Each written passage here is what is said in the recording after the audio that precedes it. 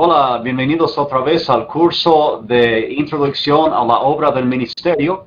Estamos en esta clase y las dos siguientes con el hermano Ignacio Bárcenas.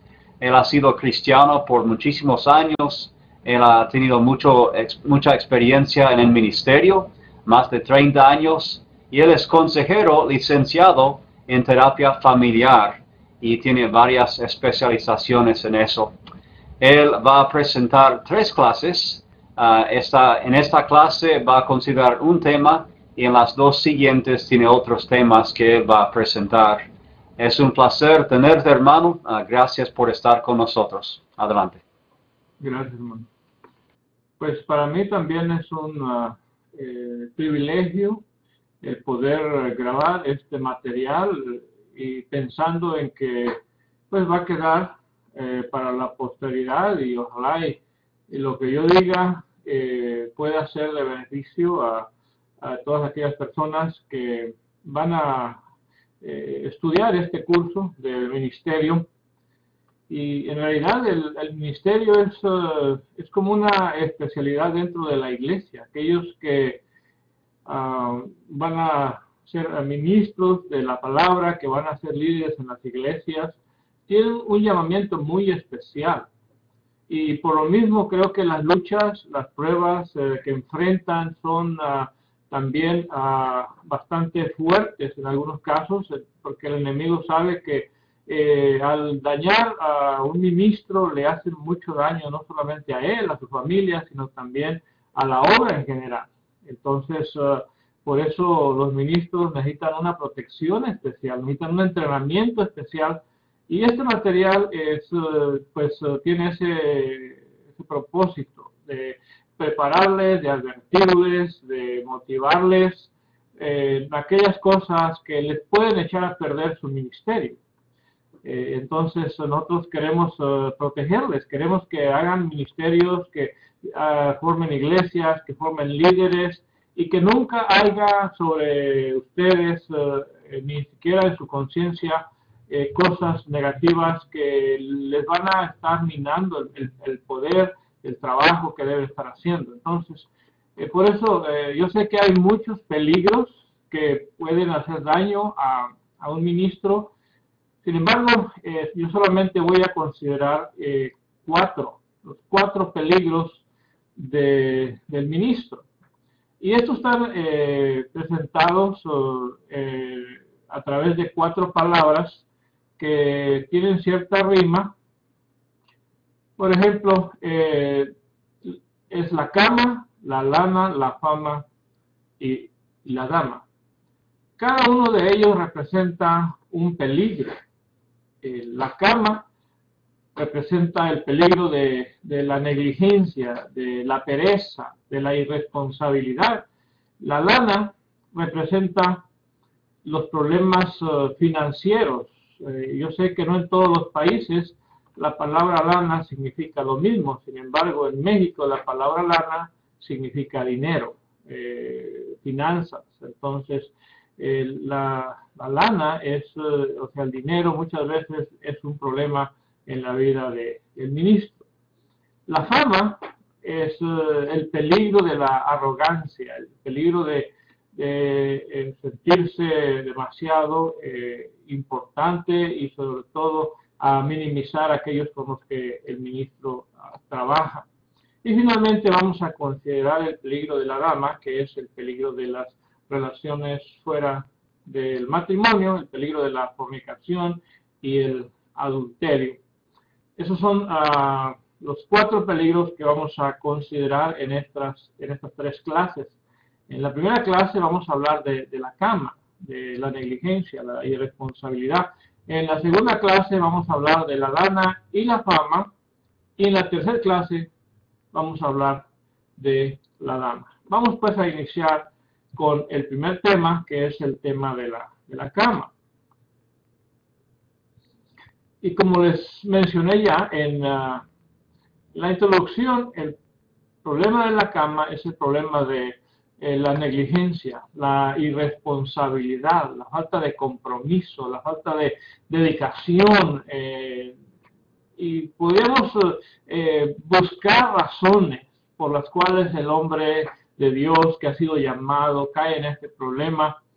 Y la Biblia nos habla muy extensamente sobre el problema de la pereza, de la irresponsabilidad, de la falta de compromiso. Y vamos a iniciar este tema hablando sobre algunos proverbios que son muy sencillos, pero que tienen un mensaje muy profundo. Y sobre todo me gustan porque tienen aplicaciones directas al ministerio. Por ejemplo, Proverbios 24, del 30 al 34, dice lo siguiente: pasé junto al campo del hombre perezoso y junto a la viña del hombre falto de entendimiento. Y he aquí que por toda ella habían crecido los espinos, ortigas habían ya cubierto su faz, y su cerca de piedra estaba ya destruida. Miré, y lo puse en mi corazón, lo vi, y tomé consejo. Un poco de sueño, cabeceando otro poco, poniendo mano sobre mano otro poco para dormir. Así vendrá como caminante tu necesidad y tu pobreza como hombre armado. Aunque es un proverbio escrito tal vez algunos 900 años antes de Cristo, si nos fijamos en los detalles, son cosas que pueden estar sucediendo en este momento. Porque el problema de la pereza no es únicamente un problema de los ministros. Hay muchas personas que sufren de este problema, pero en este caso nosotros queremos advertir a los ministros de que se cuiden. Entonces, para poder hacer una aplicación, yo quiero repasar esta escritura, pero aplicando esto a la iglesia. En lugar de campo vamos a cambiar la palabra por iglesia. Y miren lo que dice el texto: pasé junto a la iglesia del ministro perezoso, junto a la viña del hombre falto de entendimiento. Y he aquí que por toda ella, dentro de la iglesia, habían crecido espinos, o sea, había problemas. Ortigas habían ya cubierto su faz.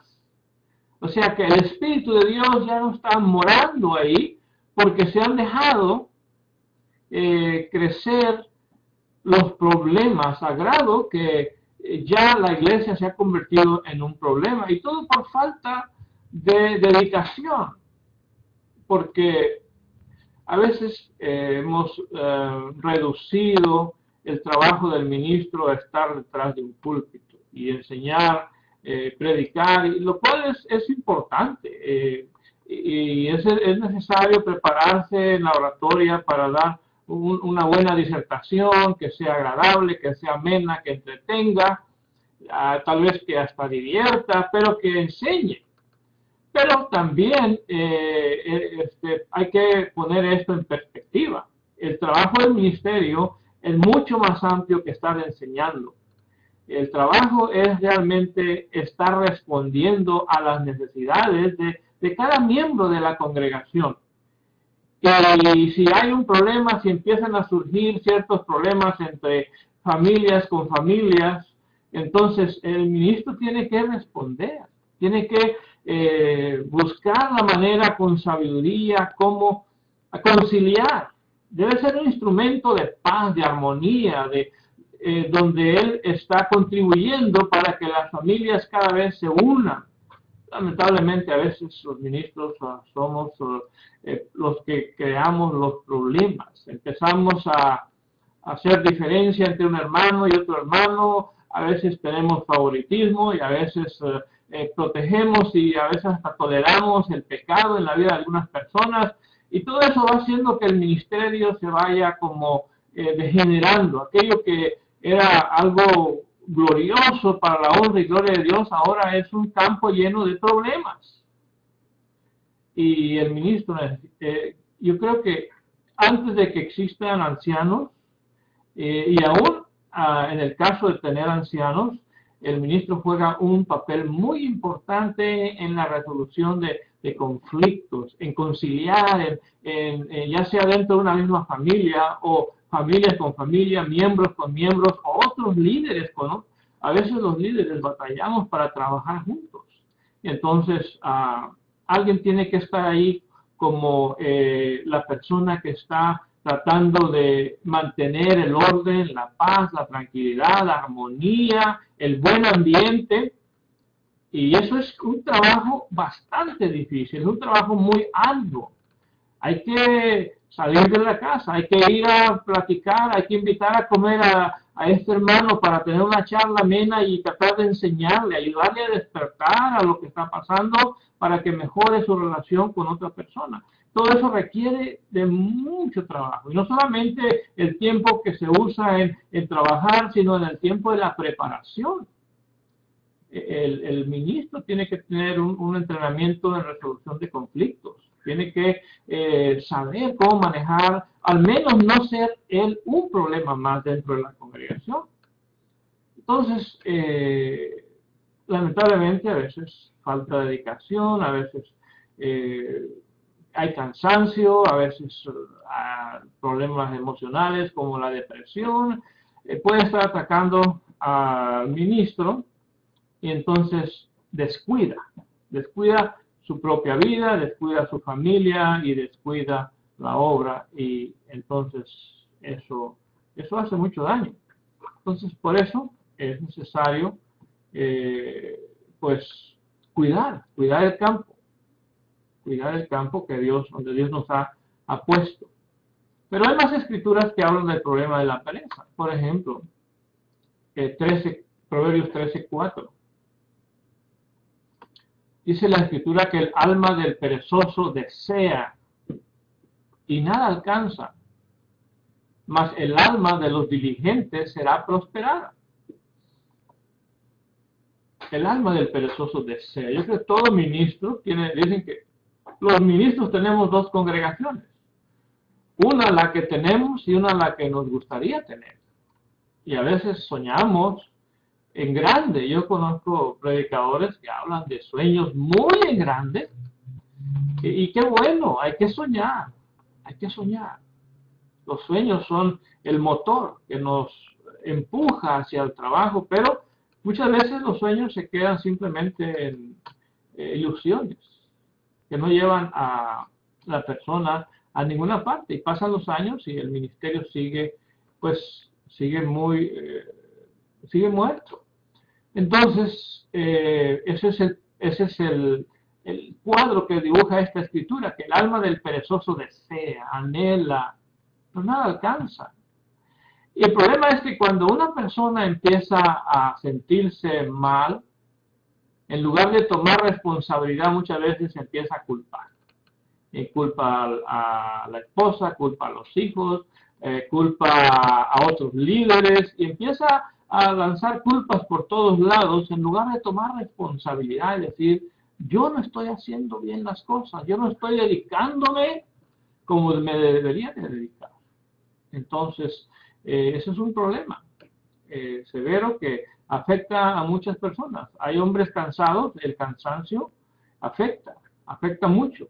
Ustedes recuerdan el caso de Moisés, cuando tuvieron que detenerle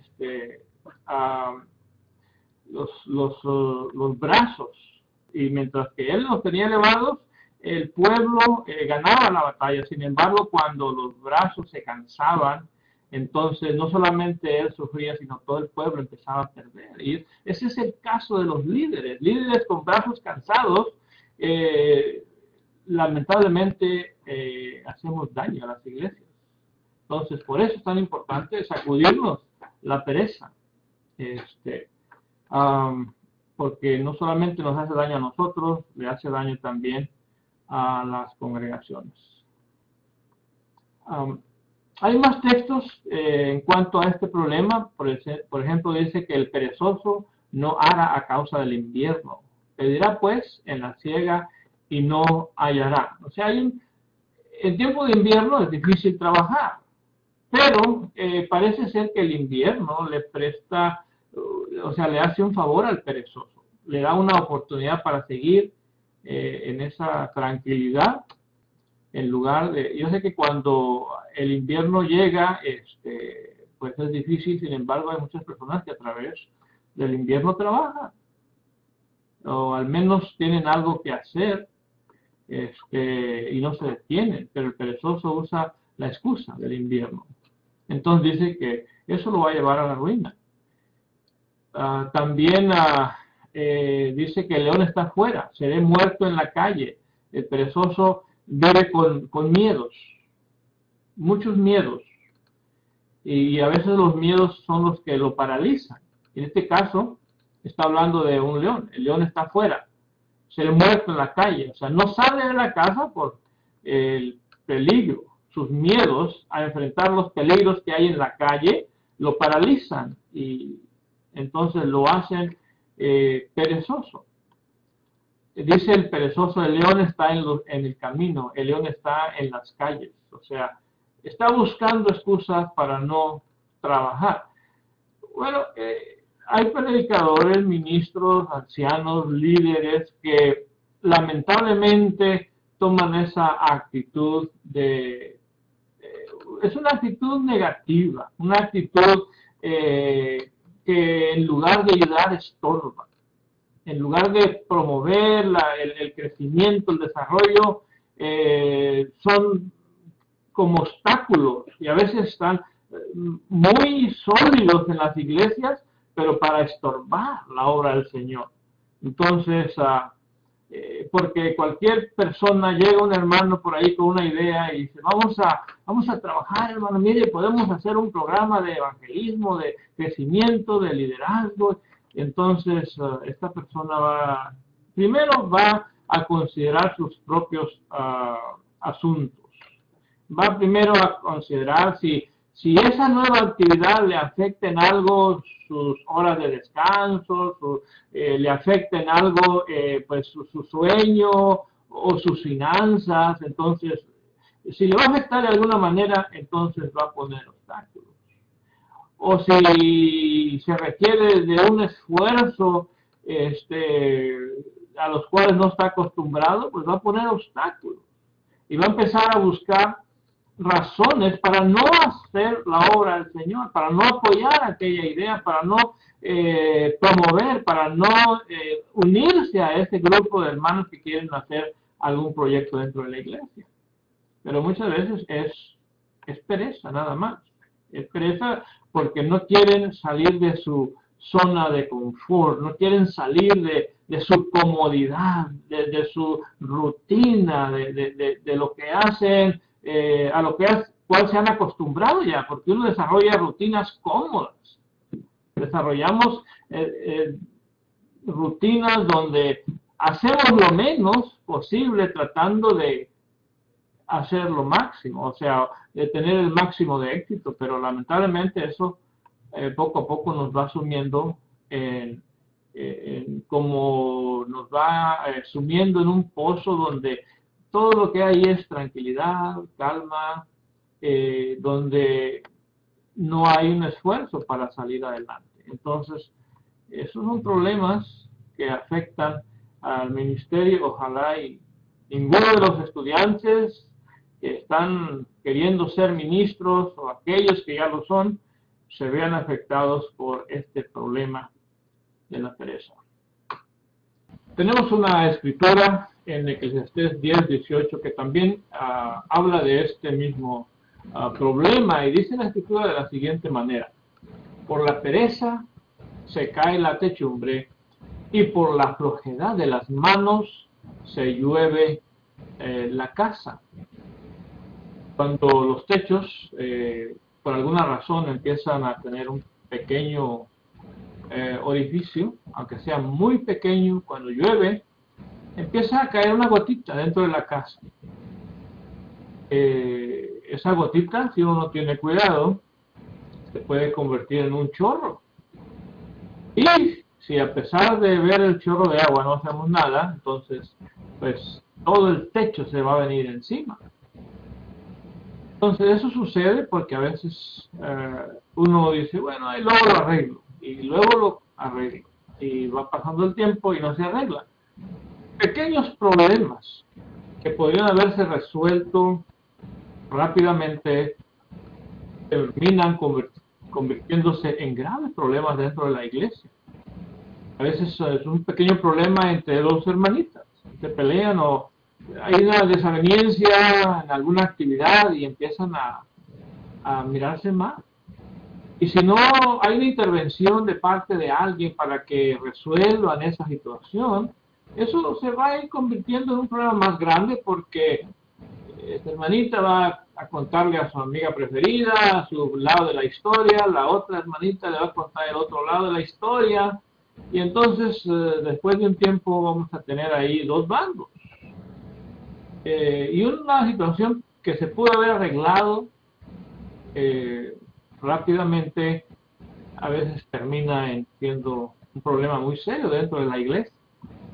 Entonces, pero para todo eso se requiere diligencia, se requiere invertir esfuerzo, energía, tiempo para poder responder inmediatamente cuando uno detecta ese tipo de situaciones. Entonces, por eso es tan importante que el ministro sea rápido para actuar, para que no le vaya a suceder lo que está describiendo aquí Proverbios, que por la pereza se le viene el techo encima.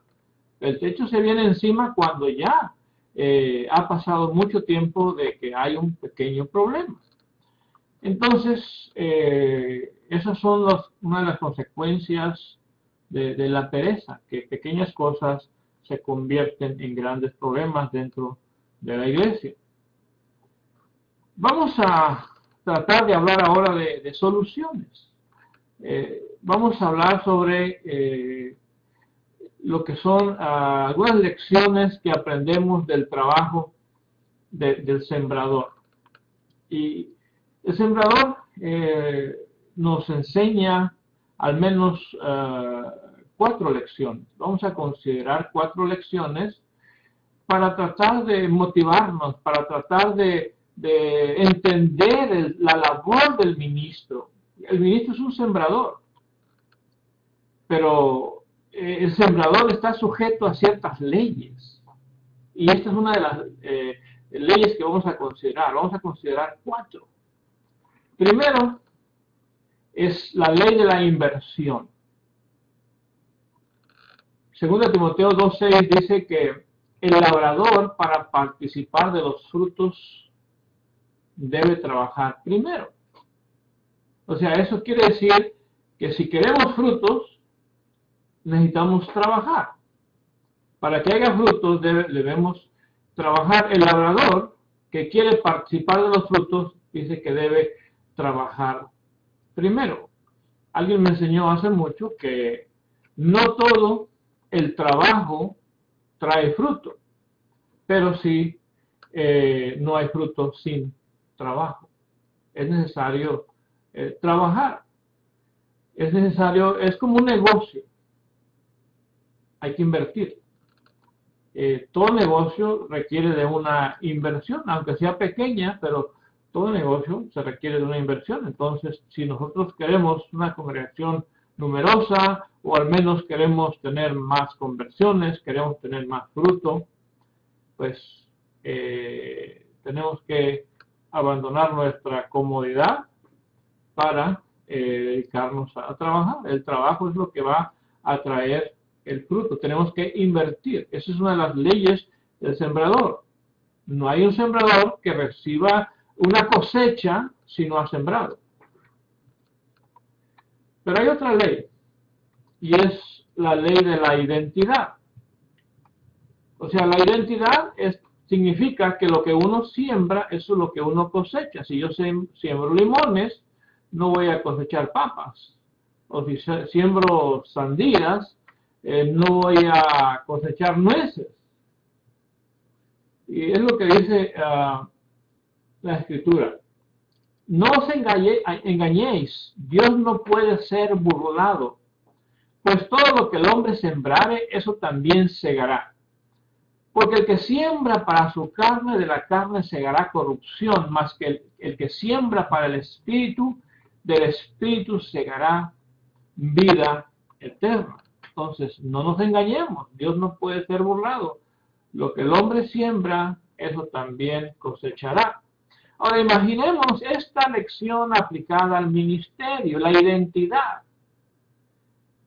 ¿Qué estoy sembrando? En cierta manera, yo estoy sembrando lo que yo soy.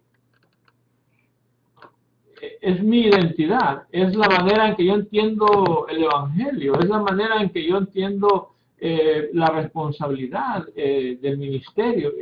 Y voy a formar ministros, o voy a formar miembros, perdón, según el ministro. Dice la Escritura, hablando de los profetas, que tal el sacerdocio, perdón, hablando del sacerdocio, de tal el sacerdocio, tal es el pueblo. Entonces, nosotros nos estamos multiplicando. La pregunta es, ¿cómo sería una iglesia con 20 personas como yo?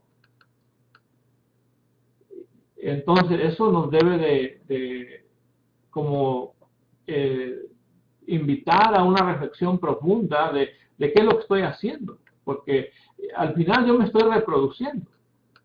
Y si yo no soy una persona que está dedicada a lo que debe ser, entonces, pues lo que voy a producir va a ser algo más o menos como lo que yo soy y tal vez una copia un poquito más diluida. Entonces, todo lo que el hombre sembrare, eso también segará. Santiago 3:18 dice que el fruto de justicia se siembra en paz para aquellos que hacen la paz.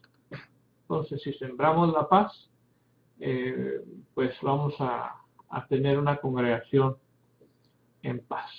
Entonces, esta es la ley de la identidad. Lo que sembramos, eso es lo que vamos a cosechar. No esperemos aquello que no estamos sembrando, ya sea con nuestro ejemplo o con nuestras enseñanzas. La tercera ley es la ley de la proporción. En la parábola del sembrador, ahí en Mateo capítulo 13, versículos 7 y 8, nos habla de esta realidad. Se sembró en 4 diferentes tipos de tierra, junto al camino, entre las piedras, entre espinos y en buena tierra. Bueno, los primeros 2 frutos, uno no nació, el otro nació y se murió. El tercero, en el tercer tipo de tierra, nació, creció, pero los espinos la ahogaron y no la dejaron dar fruto. Entonces, al final, la única que da fruto es la buena tierra. Sin embargo, aún la buena tierra no da fruto al mismo promedio. Da en diferente proporción. Una al 100%, otra 60%, otra 30 por 1. Entonces, eso quiere decir que aún en la buena tierra el fruto no es el mismo en el sentido de la misma cantidad. Hay cierta proporción, hay una relación en cuanto a cuánto sembramos. Porque si sembramos en buena tierra y sembramos un pedazo pequeño, pues vamos a recoger poco de aquello que hemos sembrado. Pero si sembramos una cantidad mayor, las posibilidades de más fruto, aunque unos a 100, unos a 60, otros a 30, las posibilidades de mayor fruto aumentan. Por ejemplo, los vendedores saben que entre más puertas toquen, las posibilidades de mayores ventas aumentan, ¿verdad? La promoción que se hace por correo, el correo da ciertas estadísticas en cuanto al resultado y ellos hablan de 2 a 3% de cada 100 panfletos que se distribuyen por correo, hay un resultado de una respuesta de 2 a 3. Pero si mandamos 1000, entonces ya hay un resultado de 20, 30. Si mandamos 10,000, pues hay un resultado ya de 100 o 200. Entonces, hay una proporción. Entre más se siembra, las posibilidades de recibir mayor resultado, pues aumentan. Un sembrador sabe que entre más terreno tiene para sembrar, las posibilidades de recibir mayor fruto aumentan. Entonces hay una ley que es la ley de la proporción. Siembras más, las posibilidades de resultado, de mayor resultados aumentan. Y finalmente, la última ley es la ley del proceso. Todo sembrador sabe que sembrar es un proceso. Por ejemplo, Santiago 5:7 dice: mirad cómo el labrador espera el precioso fruto de la tierra, aguardando con paciencia hasta que recibe la lluvia temprana y la tardía. El labrador espera con paciencia el agua, porque sabe que es necesaria, y no hace lo que hacía una persona, a la que quiero mucho, que me cuenta que cuando era niña, ella en la escuela le dieron una tarea de sembrar unos frijolitos. Entonces sembró unos frijolitos en un botecito con tierra, pero la curiosidad le ganaba y cada día iba y sacaba los frijolitos a ver cómo estaban. Bueno, pasó el tiempo y los frijolitos nunca germinaron, porque no los dejaba que germinaran, no los dejaba tranquilos. Entonces, el proceso es parte de lo que debe saber, o de lo que sabe el sembrador. Sabe que para poder cosechar hay que esperar. Es un proceso. Y me gusta más el texto de Marcos capítulo 4, versículos 26 al 29, donde dice que, hablando Jesús acerca del reino, dice que así es el reino de Dios, como cuando un hombre echa semilla en la tierra y duerme y se levanta de noche y de día, y la semilla brota y crece. Y aquí está lo importante, dice: crece sin que él sepa cómo, porque de suyo lleva fruto la tierra, primero hierba, luego espiga, después grano lleno en la tierra. Parece que la palabra suyo, la palabra que se podría traducir automático, o sea que la tierra en una forma automática lleva fruto. Y el sembrador sabe eso. El sembrador siembra la semilla y se va a dormir, se va a descansar. ¿Por qué? Porque ya hizo su trabajo. Nosotros tenemos que dejar en paz la semilla para que la semilla misma pase por ese proceso de germinar y luego brotar y dar fruto. Entonces, es una ley. El ministro tiene que saber que su trabajo es sembrar. Sembrar y sembrar mucho. Pero una vez que se ha sembrado, hay que esperar. Hay que esperar a que el proceso de Dios, porque esta es la obra de Dios. Dios es el que está trabajando tanto en la semilla como en el corazón de las personas. Porque no somos los ministros los que convertimos a las personas, somos sembradores. Es Dios quien hace que la semilla nazca y crezca y dé fruto. Ese es el trabajo de Dios. Es lo que dice la Escritura. Yo plantea, pueblo regó, pero el crecimiento lo da Dios.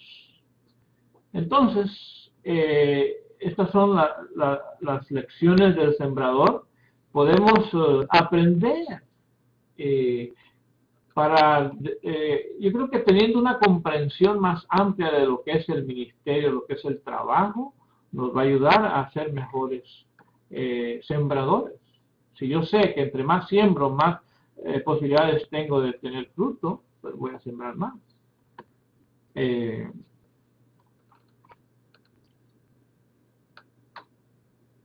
Ahora vamos a aprender de la hormiga. Y es que el libro de Proverbios usa este animalito para enseñar lecciones profundas. Dice, ve a la hormiga, oh perezoso, mira sus caminos y sé sabio, la cual, no teniendo capitán, ni gobernador, ni señor, prepara en el verano su comida y recoge en el tiempo de la siega su mantenimiento. Perezoso, ¿hasta cuándo has de dormir? ¿Cuándo te levantarás de tu sueño? Un poco de sueño, un poco de dormitar y cruzar por un poco las manos para reposar. Dice enseguida, así vendrá tu necesidad como caminante y tu pobreza como hombre armado. Entonces nosotros aprendemos de la hormiga. ¿Qué podemos aprender? Primero, que es un animalito que está programado para trabajar y trabaja por iniciativa propia. Hay muchas cosas que podemos aprender. Yo hice un estudio en cuanto a las hormiguitas hace un tiempo y las hormigas tienen un proceso para protegerse de los enemigos, para hacer sus casas. Aún tienen un sistema de entrenamiento. Las hormigas se entrenan unas a las otras. Por ejemplo, ellas riegan una especie de olor. Cuando viajan largas distancias hasta donde encuentran alimento o material para hacer sus casas, lo hacen un tipo de hormigas que se llaman exploradoras. Ellas exploran. Pero una vez que encuentran, ellas marcan el camino de regreso hasta el hormiguero. Y luego, en el siguiente viaje, se llevan a una hormiguita aprendiz. Se la llevan. La van entrenando. Eso se llama discipulado. Se la llevan. Y esa hormiguita aprendiz los acompaña a la hormiga exploradora hasta el lugar donde encontró la comida o el material que necesitan para la casa. Y luego las dos se cargan con lo que traen para la casa. Y una vez que llegan a la casa, la exploradora envía a la hormiga aprendiz, la envía sola a traer alimento. Y la hormiga, guiándose por la marca que fue dejando por el camino, ella va y regresa. Y empieza a hacer esos viajes hasta que después llega esa misma hormiguita a ser una exploradora. Entonces, las hormigas nos enseñan grandes cosas.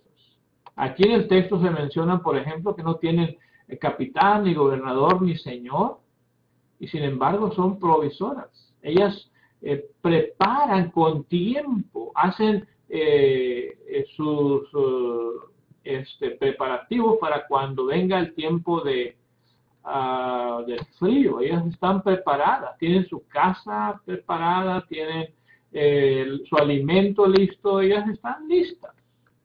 Y no tienen quien las gobierne, simplemente lo hacen por iniciativa propia. Yo creo que nosotros necesitamos, y yo no sé si en algún lado hayan hecho algún ministerio, el ministerio de la hormiga. Sería bueno aprender y desarrollar un ministerio así como las hormiguitas, ¿verdad? Ir, viajar a buscar lo que nosotros queremos, un alma, y luego llevarnos a una persona como aprendiz para que vaya con nosotros y luego después enviarla sola. Eso son el proceso de liderazgo. Primero, mírame cómo lo hago. Segundo, hazlo conmigo. Tercero, yo te ayudo a que tú lo hagas. Y cuarto, hazlo solo. Entonces, son cosas que aprendemos de la hormiga. Ya si no hacemos un ministerio digno, no es porque no se nos haya enseñado, la hormiga nos enseña a cómo trabajar para tener fruto.